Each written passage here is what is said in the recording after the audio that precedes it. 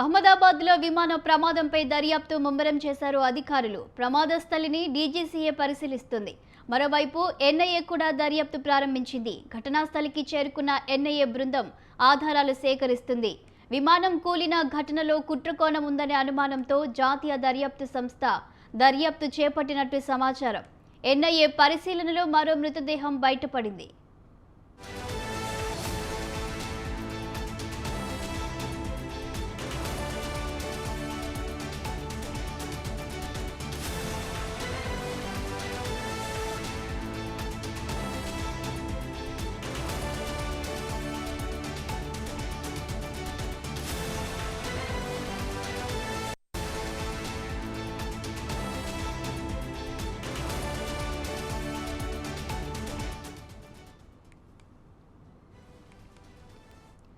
అహ్మదాబాద్లో విమాన ప్రమాదంపై దర్యాప్తు ముమ్మరం చేశారు అధికారులు. ప్రమాద స్థలిని డీజీసీఏ పరిశీలిస్తుంది.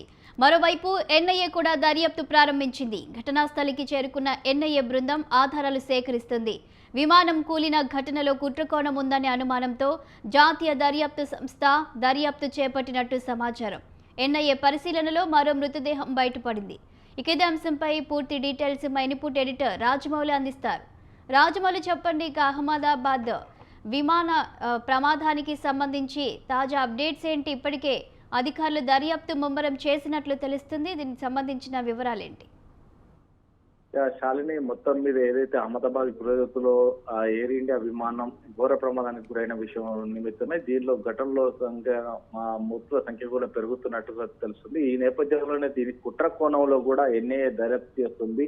ఈ నేపథ్యంలోనే ఇక్కడ ఎన్ఐఏ దర్యాప్తు లోపల భాగంగానే ఈ రోజు ఉదయాన్నే ఎన్ఐఏ సిబ్బంది కూడా అక్కడికి చేరుకున్నారు. ఈ విషయంలో ఎంఐఏ మొత్తం అంటే 6 బృందాలుగా ఏర్పడి అక్కడికి చేరుకున్నారు. చేరుకున్న నేపథ్యంలో అక్కడ ఉన్నటువంటి సామాగ్రితో పాటు అసలు ఎలా జరిగింది అనే కోణంలో ఆలోచిస్తున్న నేపథ్యంలో ఒక్కసారిగా అవక్కయ్యేలాగా చిల్ల చెదురుపడి ఉన్నట్టు విమాన పరికరాలకు సంబంధించిన నేపథ్యంలో ఒక మృతదేహం కూడా వారికి కనిపించిన చెప్తున్నారు.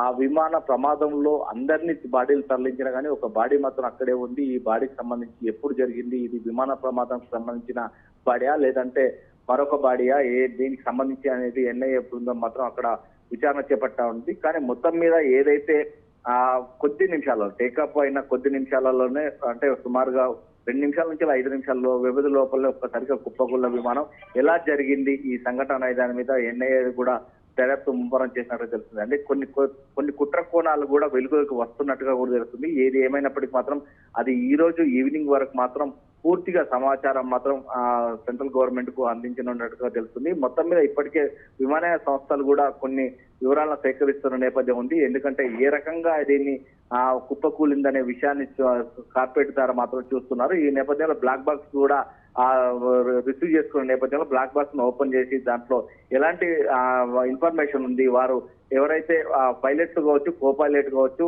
ఏటీసీ నుంచి వెళ్ళి మాట్లాడిన సంభాషణలు కావచ్చు, అసలు ఏం జరుగుతుంది అనేది కూడా వివరించిన నేపథ్యంలో ఈ రోజు సాయంత్రం 6 గంటల వరకు కూడా ఎన్ఐఏ బృందంతో పాటు ఇటు హాట్ బాక్స్ ఏదైతే బ్లాక్ బాక్స్ ను సంబంధించినటువంటి ఆ నేపథ్యంలో ఇవన్నీ కూడా బయటకు వచ్చే విధంగా ఉన్నట్టు తెలుస్తుంది. ఇది కుట్ర కోణంకు సంబంధించిందా లేకుంటే ఇలాంటి హైజాక్లు చేస్తున్నటువంటి గ్యాంగ్స్ మనం ఎన్నో చూస్తున్నాం.